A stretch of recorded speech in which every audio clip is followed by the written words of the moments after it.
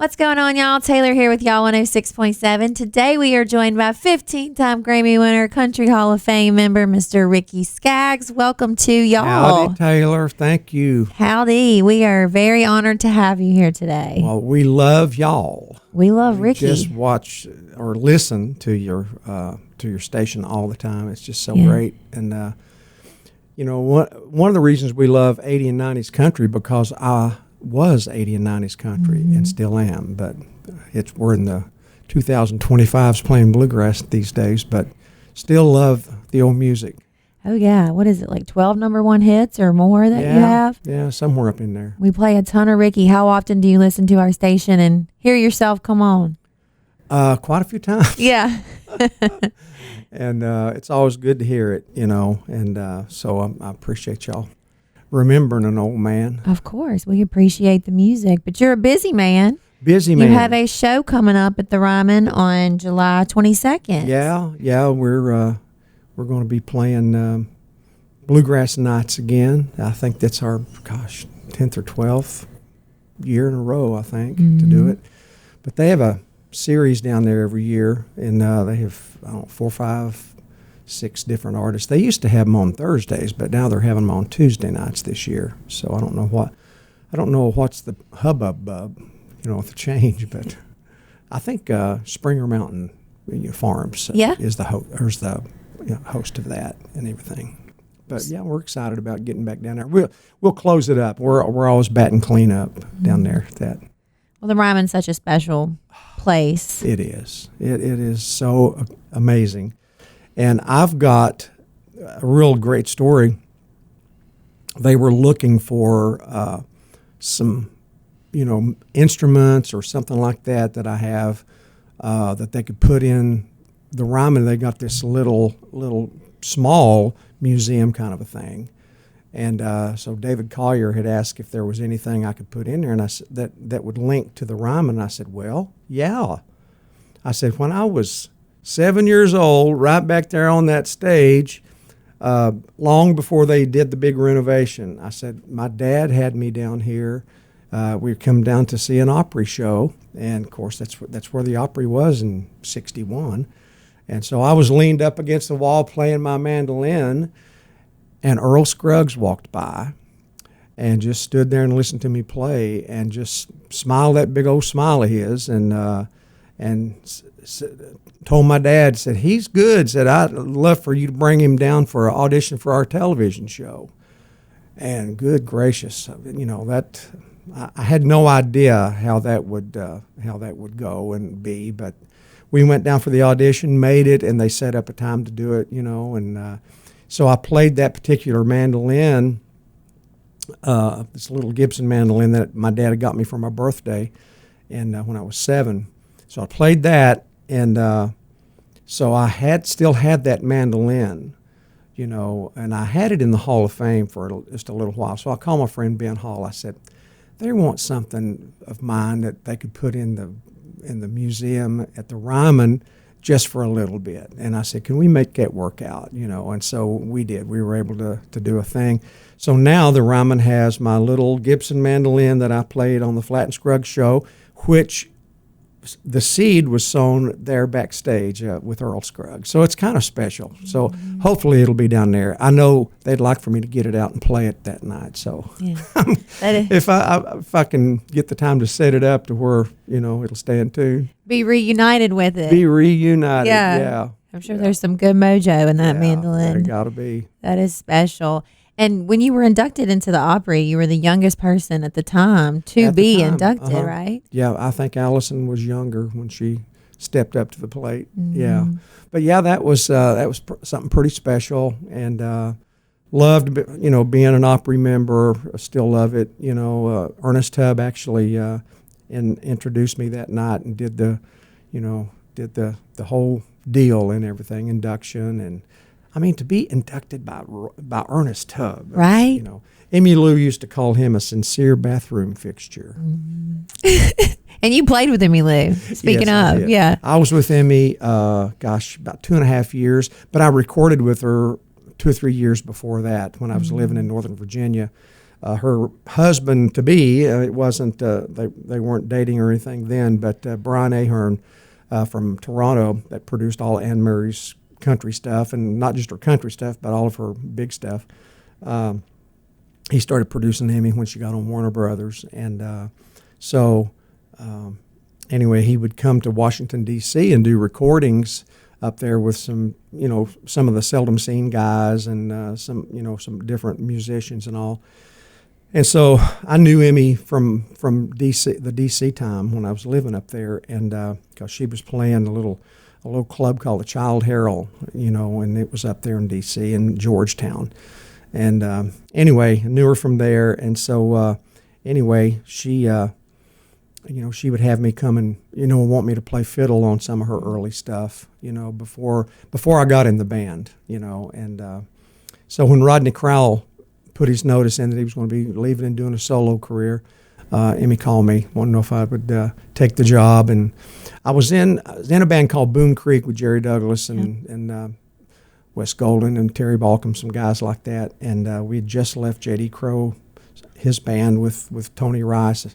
Tony decided to move to California, and so it kind of split that band up, and so we put together a band, Boone Creek, and had that for a while, and so we would play some shows if Emmy Lou came to Lexington, Kentucky to play at some of the the shows there, like Rupp Arena or something like that. She'd have us open, and then I'd get out and play some with her. And so it was just a perfect fit when Rodney left that she wanted me to come sing harmony. And, I didn't know I was going to have to sing tenor over top of her, but that was pretty high. But we had a great time. I love Emmy, still love her so much. And, we've done a few things here in town, and she was great to my wife and sister-in-law, Sharon and Cheryl, the Whites, the white girls we called them, sings like angels. That's what they used to say about the Whites. Yeah. That's special. I bet you have so many just great stories and a lot of cool friends you have over the years. Great friends. Vince is one of my oldest friends. I mean, he's not that old. He's younger than me by a year or so, but I've known him for so long. He played in Boone Creek for a little while. And Jerry Douglas is probably my oldest friend that's still around playing and all, and we talk about all kinds of stuff. He sends me pictures of when we went to the Middle East together, with the Whites and 4 or 5 different groups that we went to the Middle East with. It was like a goodwill ambassadors of the U.S. It was like for the I don't know what you would call it. It was some organization that that sent us over there to just play music and introduce American music to the masses over there. And so we went to India, Burma, Sri Lanka. I mean, all kinds of places that's got different names now. But anyway, we had such a great time over there, and so we talk about those things a lot. And you'll find pictures somewhere. Oh man, I just found this. Yeah. Oh, I can imagine. And that reminds me, you have an autobiography. So I'm sure there's some good stories in that book too. There's a few. There sure are. And it's called Kentucky Traveler: My Life in Music, and it should have had ... so far, because I could easily do a recap of that book and just update it to now, because so much has happened since I put that book out, years ago, and I mean the Hall of Fames, different things like that I've had, Grammy awards, more of those, and just a lot of stuff, but I'm thankful that I'm still playing, still out touring, and that people will put down $50 or so to come see us play somewhere. I mean, it was so hot yesterday in Chillicothe, Ohio. Oh, we were just talking about that heat. It was so awful, but it was great. Just a big crowd. And the night before that, we were in Mount Vernon, Ohio, and it was an outdoor gig, and it sold out, and it was just fun. They were there to hoot and holler, so we had a great time. People love bluegrass. It just makes you feel good. There's just something about it. It's not downer songs. It's always up tempo, and it's always positive and just fun, and we love that part of it. Is there a particular song that's always a crowd pleaser that they? Uncle Pen. Uncle Pen. Highway 40 Blues. Yeah. Yeah. Oh, they love those. Wouldn't change you if I could. And that's what's so cool about, having the history of country music. I left bluegrass left country really. Well, I kind of got out of bluegrass to start my country career in '81. Left Emmy Lou, she was going to take a whole year off when she had the baby and everything, and so her and her husband, and so I needed to work. So I came to Nashville. I'd been recording some music, and it ended up being "Don't Cheat in Our Hometown" album. I had a bunch of songs from that record that it was amazing how this happened. It's totally a God thing, but I like to never got on this airplane. I was so in traffic, and I was flying from L.A.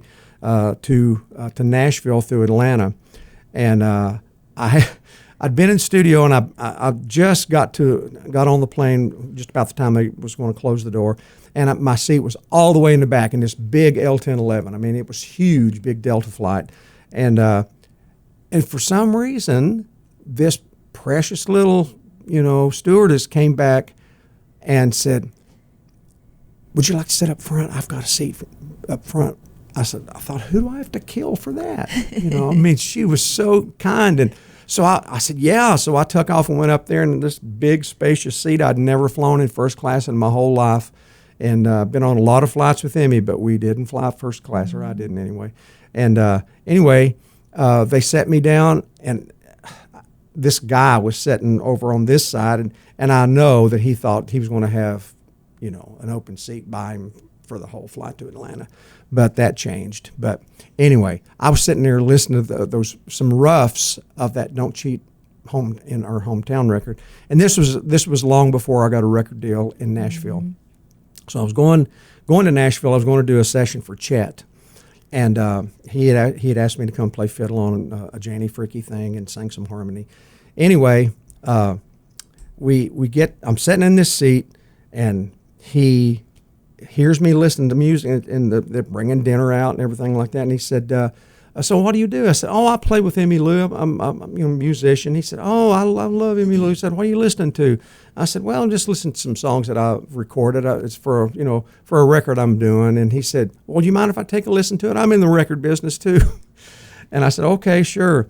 Well, his name was Jim Mazza, and he worked with United. Let's see, it was United Artists, Elektra, Asylum, and one other label, Capitol, I guess.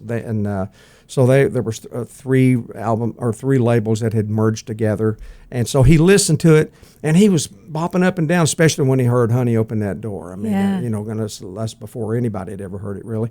And anyway, he said, "Are you going to be in Nashville?" I said, "Yeah." I said, "I got to go do something with Chet," and he said, "Well, would you mind bringing this and playing it for the people at Capitol?" He said, "You could get a record deal with this. I mean, this is great stuff, And I thought, my gosh, yes, I can be there. So I get there and play the stuff. They're up dancing around and and everything, and it's just like everybody's just loving it, And so anyway, there was 4 or 5 songs on the tape that I had.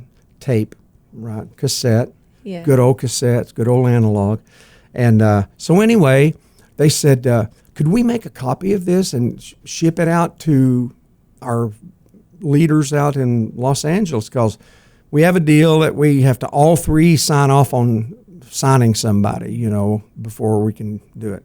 So I said, okay. And they said, well, we'll be back over here then tomorrow, So after I got my session finished, I go back over there to a Capitol, and Lynn Schultz is there, the sweet guy from Capitol, and he was the only one there. And I thought, okay, they must have really hated this, and they loved it. And Lynn said they're stupid. He said they got rocks in their head. I don't know how in the world that they could, because this guy named Don Grierson couldn't sign off on it. And he said, "What's that bluegrass stuff that's in there, And he said, I don't hear that. He said, I don't think we need to sign him, So, the way things used to work back years ago, Lynn picked up the phone, called Rick Blackburn at CBS, hey, Rick, you got a few minutes? I've got a guy here that's got some great music, and I think he'd be perfect for your label. He said, you want to listen to it? And he said, yeah, send him down. So that's how quick it happened. And I went down to Rick Blackburn's office, and we started playing the stuff. And first thing he said is, who produced that? I said, I did. And he said, And I said, I know I don't have anything to bargain with, but if you like the music, let's don't mess with it. He said, well, we got one artist on the label that produces his own records, and that's Larry Gatlin. And I said, well, so there's a precedent set. And he said, well, I have to get a write-off, a sign-off from it. And so I said, look, if you like what you're hearing, let's just, if we don't get any hits, I'm willing to work with a co-producer. But so that's how close I was holding my music and everything then, and I still do. But anyway, so Rick signed me, and in '81 I started, coming out with our first hit was "Crying My Heart Out Over You." It was the first number one anyway. I had "Don't Get Above Your Raisin" and "You May See Me Walking." It was the first two. And then those got top 20, and then "Crying My Heart Out Over You" went number one, and then I think "Heartbroke" was the next one. Yeah. Or no, actually, "I Don't Care." I think that was on there, and that was a number one. Then "Heartbroke" from Highways and Heartaches, and anyway, Highway 40 Blues, and those things just started going, and I loved it. I loved getting to play to big audiences and playing real country music. I'm still about real country music. I love it. As a matter of fact, I'm talking a lot. You should ask me. This is what we want to hear, man. This is great. I'm like actually mesmerized. I'm just like, that is so cool. And that's just one of those God winks where you're just where you're supposed to be, meant to be, the back of the Delta plane to. Yes. And your sound, you're right. It's so true to you, and you've continued to stay true to that for so many years. It's incredible. It's just been it's been the right thing, and honoring the fathers. God really, He cares a lot about that, because it's one of the things that He commands us to do. He don't command us on a whole lot of stuff, but when we honor our fathers and mothers, our days will go well with us, and we'll prosper in the land. And he ain't broke his promise on that, So we've always honored the fathers of bluegrass, Bill Monroe, Flat and Scruggs, Stanley Brothers, people like that. And I remember when I would be on award shows years ago on the CMAs, I would try to get Walter, to get Mr. Monroe on the show somehow, even if he was just coming out and dancing, or if he was just coming out to play his mandolin or something with me. And I always try, because I wanted my young audience to know where my roots came from and who I learned from, because I think young people get inspired when they know that there's fathers that have created stuff, and it trickles down to younger ones like us, or like I used to be. That's in the business, still playing and all, and I think people really admire that and appreciate that about what we've tried to do. Is always honor them. And so anyway, it's my plan is I've got a guy that's going to be leaving the band, and I hated it, but I felt but he feels like he needs to move on, and he played mandolin, fiddle, guitar, sung harmony, just a real handy person that could play all this stuff. And I couldn't get excited about trying to replace him, replace his position with that with that person that could play all those things. It's hard to find them is one thing, but I felt like what I wanted to do was I want to try to find a steel guitar player that we can do our old country stuff, and where I brought bluegrass into country in the early 80s. Now I would like to bring my old country into my bluegrass. Because 80s and 90s country, you guys are are ringing the bell here at this station. I'm telling you, you've got so many listeners that love what you're playing, love what you're doing, and me included. And I just feel like that there's a big resurgence of 80s and 90s country. You hear Zach Top, you hear Marcus King, you hear, people like that. Billy Strings is just doing an incredible thing with bluegrass. He's not bringing a steel guitar or anything like that, but the different kinds of music that he's bringing into bluegrass it's so old school, and people are absolutely loving it. And plus, he plays so great. So. But that's what my plan is to find a steel guitar player that can play Lloyd Green, Hal Rugg, John Huey, all these old cats that played steel guitar on my records years ago, and could play even on some of the bluegrass songs. Bob and Sonny, the Osborne brothers, they never really traveled with a steel guitar, but their records that they made for MCA, they used steel guitar in so much of what they did, and it was very commercial sounding, and they couldn't replicate it 100% on the road, but people didn't care, they just wanted to hear them sing and play, and so I think the same is true here. I think we still get so many requests for Heartbroke and Honey Open That Door and Highway 40 Blues and so many. I mean, deep catalog, like Eddie Stubbs used to say, deep catalog Skaggs stuff. That's how do you remember that? Well, it's on your record, Yeah. And so there's just a lot of songs that I want to reintroduce back into our show again, and still be able to play, the fast bluegrass stuff, Country Boy and all that stuff, and. So I'm excited about the future and really investing. One of the things that I have done over the last year and a half is I've invested into my studio. I've done a big renovation of my studio. The ceiling used to be 10 foot, now it's 14 foot. Wow.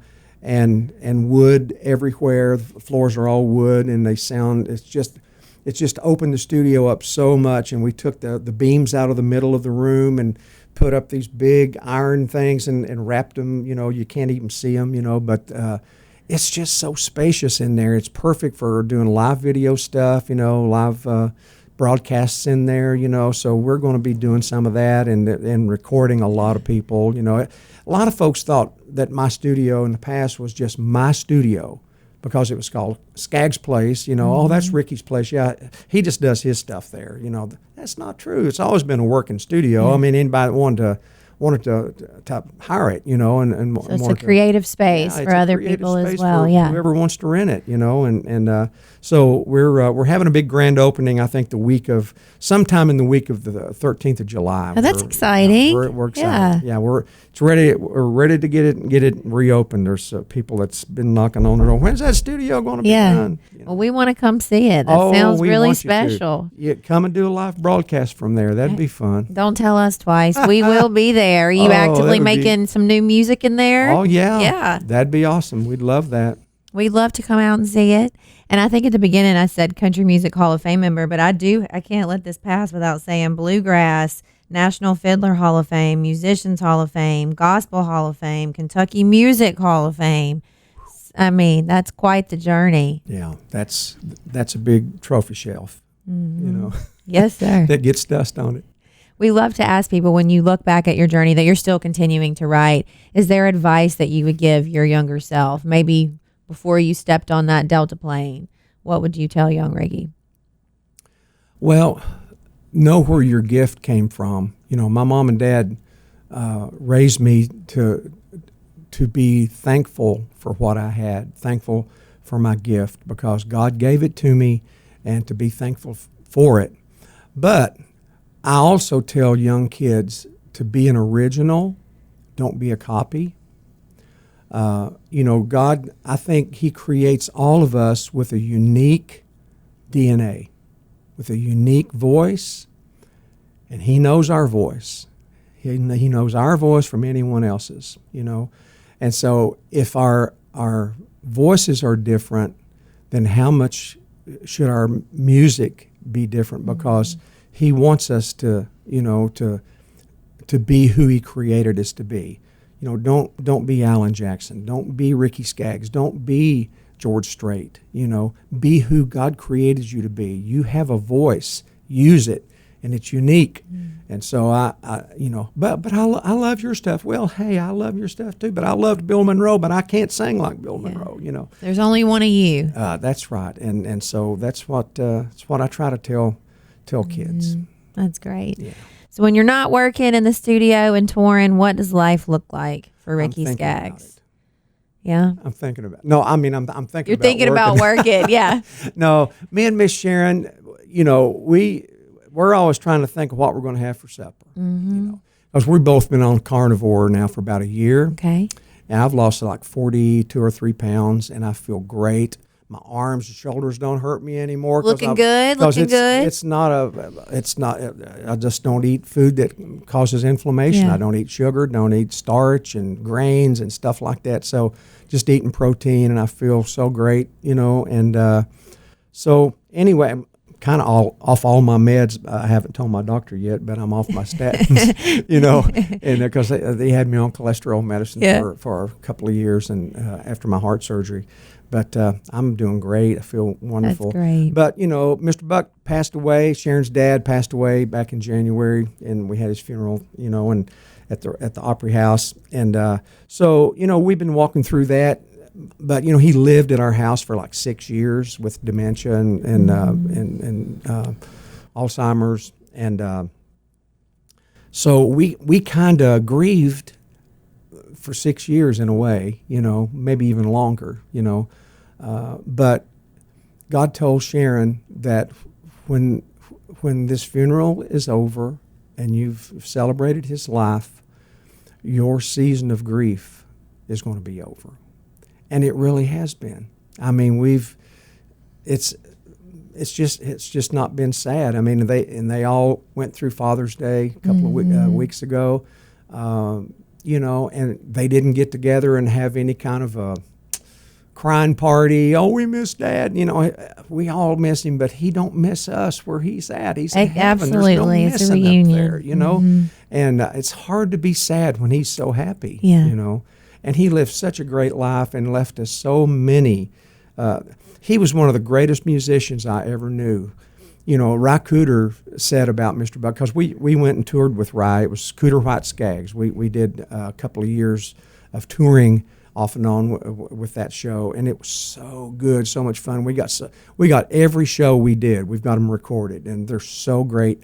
And we're going to put them out one of these days with Ry's approval, and I know he wants to as well. But Mr. Buck playing piano, he embodied rockabilly, Western swing, gospel, and bluegrass and old-time country, all of that in his piano style. It was just so amazing. And and of course his mandolin playing was he was like Chris Thiele on steroids. So anyway, we had a great life with him and great memories of him. But anyway, me and Miss Sharon, we've been able to go out to some shows, where we wasn't able to when he was living with us. We go out and see Mike Rogers, and we'll go out and see the Isaacs, That's fun, people that are our friends that we love so much. We'll go down to Station Inn and do some stuff just for fun. We went over and did Brian Sutton's North Carolina guitar celebration here a couple of weeks ago over in Brevard. And had the best time. It was so great, just to get to play with all those musicians. And I bet. So, she's going to go out with me and do some shows, and if we can find enough room on the bus, it's on these long drives like to Texas where she really likes to go because that's where she's from. On these long drives, we have to take 2 drivers, so we kind of. There's a bunk that gets taken up. So anyway, but we're going to get it worked out. She went out and did some stuff with us last year for a little bit, and it was great fun. Y'all are always doing something fun. Big musical family. So lots to look forward to this year. Yeah. Tomorrow, her and Cheryl are going to do Daly and Vincent's Christmas show that they're going to be doing, I guess, on RFD Network. So anyway. Yeah, That is so much she's fun. busy, and the grandkids is taking our life. you know. Oh, I can imagine so. Keep you really busy. We've got a little one named Lyric. He'll be 5 in September. Lyric Salem means Song of Peace, and when he was like 3, he would talk, Papa, I really love Alan Jackins. I said, "Oh, buddy, Alan is just great. He's one of Papa's friends, you know." And He knew good music then from an early age. He is. Yes. He loves it. He loves it. And we went and saw Alan down in Tampa about 2 months ago. Went down there and saw him, and oh my God, Lyric had a fit. But the greatest thing was getting to get on Papa's bus and ride all the way to Florida on the bus. And he got in. He picked his own bunk. He won't know where I slept. And He's a road dog. yeah, he is already had his road legs and Yeah. everything. He knows Papa's cool.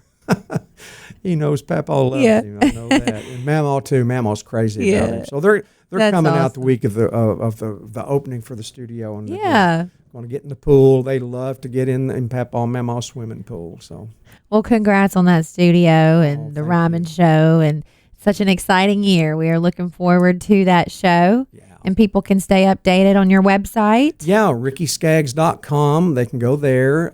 Skaggs Family Records and RS Entertainment. I think there's websites to all of that stuff. So, yeah, we're always open for business, and so we're living a good life and thankful for it. You know, healthy and no problems, and you know, we're just looking forward to the future. Amen to that. It has been such an honor having you here today. Thank you, Thank you Taylor. for hanging out with us. We love you guys. Love what you're playing, and it's just wonderful. Yeah. Thank you. Thank you. Ricky Skaggs, everybody.